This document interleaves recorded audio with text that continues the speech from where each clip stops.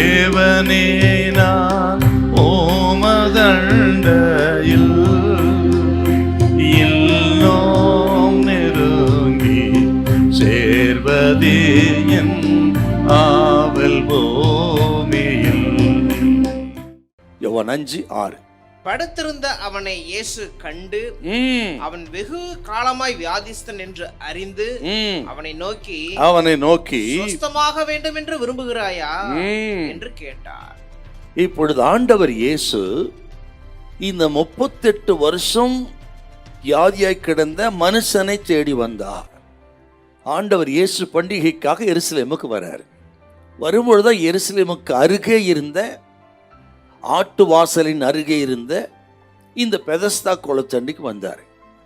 ஆண்டவர் இயேசு இந்த குளத்தண்டை வந்த பொழுது ஒருவரும் அவரை நோக்கி கூப்பிடவில்லை. அப்படி எதுவுமே கிடையாதுங்க. இங்க இந்த அற்புத மூர்த்தியை பார்த்து, அதிசயநாதரை பார்த்து ஒருவரும் அவரை நோக்கி கூப்பிடவில்லை.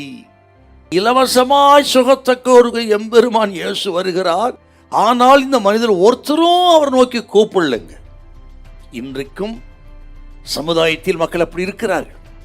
ஆண்டவராக இயேசு கிறிஸ்து அவர் கொடுக்கிற ரட்சிப்பு இலவசம், தெய்வீக சுகம் இலவசம், சமாதானம் இலவசம், சந்தோஷம் இலவசம், நித்திய ஜீவன், பரம பாக்கியம் எல்லாம் இலவசம். நீங்க ஒன்றும் செலவழிக்க வேண்டியதில்லை, உங்க உடலை வருத்த வேண்டியதில்லை, நீங்கள் எந்த பலியும் செலுத்த வேண்டியதில்லை.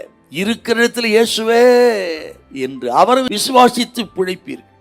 ஆண்டவரை நம்புங்க, விசுவாசிங்க, ஜெபிங்க, உங்களுக்கு அற்புதத்தை செய்வார்.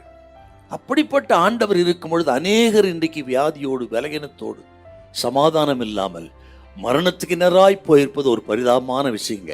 ஒருவேளை இதை கேட்குற நீங்க கூட அப்படி பல வருஷம் அப்படி இருந்துட்டு இருக்கலாம். இன்னைக்கு நல்ல செய்தி உங்களுக்கு வருகிறது.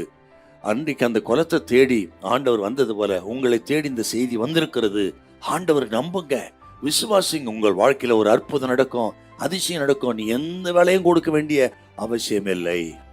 38 வருஷம் கேட்பாரற்று நம்பிக்கையற்று கிடந்த இந்த மனிதனை பரலோகத்தின் தெய்வம் எஜமா அண்ட சராசத்துண்ட அற்புத மூர்த்தியே தேடி வந்தார்னா இவன் மேல் அவர் வைத்த கிருபை. கிருபை அருமையான கத்திரி பிள்ளைகள், கிருபைக்கு விளக்கமே சொல்ல முடியாது.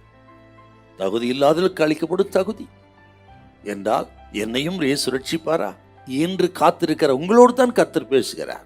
அவர் யாருக்கும் தூரமானவர் அல்ல.